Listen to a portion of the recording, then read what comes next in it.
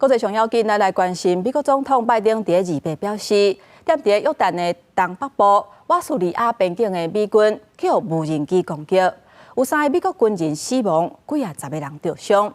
就算目前当伫调查当中，不过美国知影这是伊朗背后支持的激进组织因做的。We had a tough day last night in the Middle East.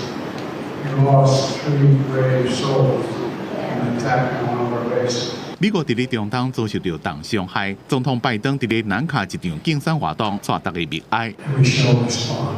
拜登发声明讲，虽然抑阁伫咧调查这边攻击案的真相，不过美国知影这是由伊朗伫咧叙利亚甲伊拉克支持的武装组织所做的。另外，驻守伫约旦东北挖叙利亚边境的美军遭受无人机攻击，有几位美国官员讲，至少有34个人头部受伤，有一寡进一步接受治疗。无人机是伫咧透早攻击军营的附近，有可能安尼先造成伤亡人数较侪。又甲伊朗有关的武装组织造成的伊拉克伊斯兰反抗运动，共计攻击3个基地，其中一个就伫咧约旦加叙利亚边境。不过约旦讲攻击毋是伫因国家的境内。وهذا خارج حدود الأراضي الأردنية. 美国伫咧约旦的军事部署被认为是敏感的问题，尤其以下冲突的局势愈来愈严重。去年底，阿曼当局要求华府部署爱国者防空系统来加强边境的防御。以下冲突以来，美军伫咧伊拉克加叙利亚遭受到伊朗支持的武装组织攻击超过150遍。